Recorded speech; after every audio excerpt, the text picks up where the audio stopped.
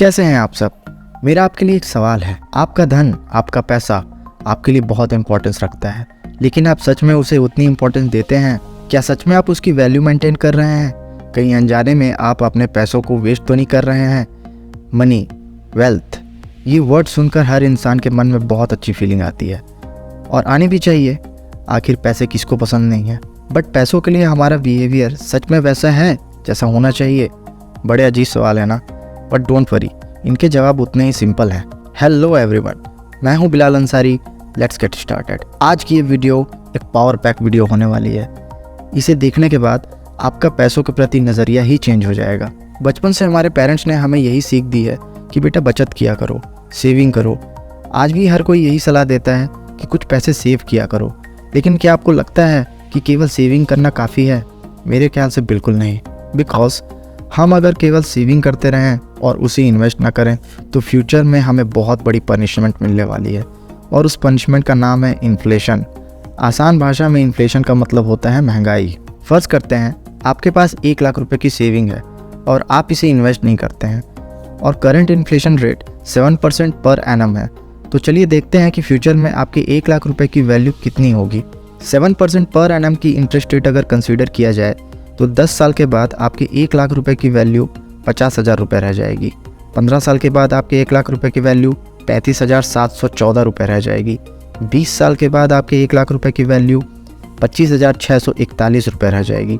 25 साल के बाद आपके 1 लाख रुपए की वैल्यू 18,518 रुपये रह जाएगी, और 30 साल के बाद आपके 1 लाख रुपए की वैल्यू 13,157 रुपये रह जाएगी। आप ऑब्जर्व करेंगे कि हर साल आपके 1 लाख रुपए की वैल्यू कम होती जा रही है। ज़रा सोचिए कितनी बड़ी पनिशमेंट है ये। इस पनिशमेंट से बचने के लिए ज़रूरी है कि आप अपने पैसों को अच्छी जगह इन्वेस्ट करें और इन्फ्लेशन रेट से ज़्यादा रिटर्न जनरेट करें। लेकिन ये सब तभी पॉसिबल हो सकता है जब हम एक मनी मैनेजमेंट के प्रोसेस को शुरू करें और उसमें कंसिस्टेंट बने रहें। मनी मैनेजमेंट पे एक बहुत अच्छी बुक है, the richest man in Babylon. आज हम इस बुक से सबसे इम्पोर्टेंट पॉइंट्स को समझते हैं। आपको ये पॉइंट्स अच्छे से याद रहें, इसलिए मैंने इन्हें एक नाम दे दिया है, SCILR, स्काइलर। लेकिन रुकिए, इससे पहले कि हम स्काइलर के बारे में जानें, अगर ये वीडियो आपको अच्छी लग रही है तो प्लीज़ इस वीडियो को लाइक करें। आपका हर एक लाइक हमें मोटिवेट करता है। Now let's continue. S for saving. इस बुक में ऑथर कहते हैं कि हमें अपनी इनकम का 10% सबसे पहले सेव करना चाहिए। किसी भी कंडीशन में ये 10% से कम नहीं होना चाहिए। इस बुक का ये सबसे बेसिक और सबसे इम्पॉर्टेंट पॉइंट है। इस प्रोसेस को आपको अपनी डेली हैबिट्स में लाना है। आपको पूरी ईमानदारी से इस काम को करना है। जब भी आपको पैसे मिलें तो सबसे पहले आपको उसका कम से कम 10% सेव करना है, और बाकी 90% से अपने खर्चे मेंटेन करने हैं।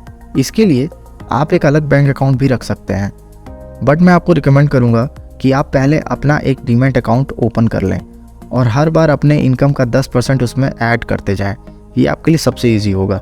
डीमैट अकाउंट में सेविंग को रखने से सबसे बड़ा फ़ायदा ये है कि आप इसे सही टाइम आने पर तुरंत इन्वेस्ट कर सकेंगे। आपको भी अगर डीमैट अकाउंट ओपन करना है तो उसका लिंक मैंने डिस्क्रिप्शन में दे दिया है। ऑथर कहते हैं कि उस सेविंग की रकम को किसी भी कंडीशन में हमें खर्च नहीं करना है, इसलिए आप भी ऐसा ही करें। इस सेविंग करने के प्रोसेस को बिना किसी कॉम्प्रोमाइज़ के जारी रखें। C for control over expenses. इस पॉइंट में ऑथर कहते हैं कि हमें अपने खर्चों पर लगाम लगानी चाहिए। इनकम का 10% सेव करने के बाद बाकी बचे 90% में आपको एक बजट बनाना चाहिए। बजट में सबसे पहले हमें अपनी बेसिक नीड्स पर फोकस करना चाहिए। सारी ज़रूरतें पूरी हो जाने के बाद ही हमें अपने शौक़ों के बारे में सोचना चाहिए। इस पॉइंट में मैं अपनी तरफ से एक सजेशन देना चाहूँगा जो मैं खुद अप्लाई करता हूँ। आपको हर महीने अपने खर्चों का हिसाब अच्छे से रखना चाहिए। इसके लिए आप एक ऐप डाउनलोड कर सकते हैं। उस ऐप का नाम है एक्सपेंसेस मैनेजर। इस ऐप में आप हर दिन अपने एक्सपेंसेस और इनकम को ईजिली रिकॉर्ड कर सकते हैं और एक बजट सेट करके उसे ट्रैक भी कर सकते हैं। ऐप का लिंक मैंने डिस्क्रिप्शन में दे दिया है। आप इसे प्ले स्टोर से डाउनलोड कर सकते हैं।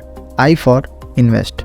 ऑथर का कहना है कि सेविंग करने के बाद उन पैसों को आपके लिए काम करने वाला बनाना सीखना होगा, ताकि लंबे समय में ये सेविंग आपको प्रॉफिट दे सके। इसके लिए आपको इन्वेस्टिंग से रिलेटेड नॉलेज गेन करना चाहिए। आज की तारीख में इंटरनेट पर बहुत सारे इन्फॉर्मेशन अवेलेबल हैं, लेकिन आपके लिए क्या सही है ये आपको डिसाइड करना है। इन्वेस्टिंग पर हमारी पिछली वीडियो को आप ज़रूर देखें। डिस्क्रिप्शन में दिए गए लिंक से आप हमारा टेलीग्राम चैनल भी ज्वाइन कर सकते हैं। इस चैनल में हम आपको इन्वेस्टमेंट रिलेटेड गाइडलाइन देते रहेंगे। L for loss proof saving. इसमें ऑथर कहते हैं कि हमें अपनी सेविंग को लॉस से बचाना चाहिए। इसका मतलब ये है कि ज़्यादा से ज़्यादा कमाने के लालच में आकर हमें अपनी गाड़ी कमाई को रिस्की जगह पर इन्वेस्ट बिल्कुल नहीं करना चाहिए। आप में से कई लोग फ्यूचर और ऑप्शंस के बारे में बिल्कुल जानते होंगे। ये स्टॉक मार्केट का सबसे रिस्की सेक्शन होता है। इसमें 99% लोग अपना पैसा लूज़ करते हैं। So it's my personal advice to you कि आप अपने मेहनत से कमाए पैसों को ऐसे इंस्ट्रूमेंट में बिल्कुल भी इन्वेस्ट ना करें। And last, R for retire. इसमें ऑथर का कहना है कि आप अपनी सेविंग और इन्वेस्टमेंट की साइकिल को बिना रुके जारी रखें और हर बार प्रॉफिट का एक छोटा सा हिस्सा अपने पास रखें और बाकी हिस्से को फिर से इन्वेस्ट करें, जिससे कि लंबे समय में आप अपना लाइफस्टाइल अच्छे से मेंटेन भी कर पाएंगे और आपकी संपत्ति भी बढ़ती जाएगी, जिससे कि आप आसानी से रिटायर भी हो सकेंगे। आई होप कि मैंने ये 5 पॉइंट आपको अच्छे से समझाए हैं।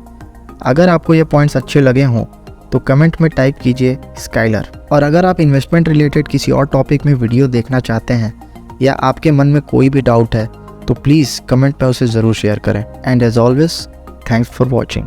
जय हिंद।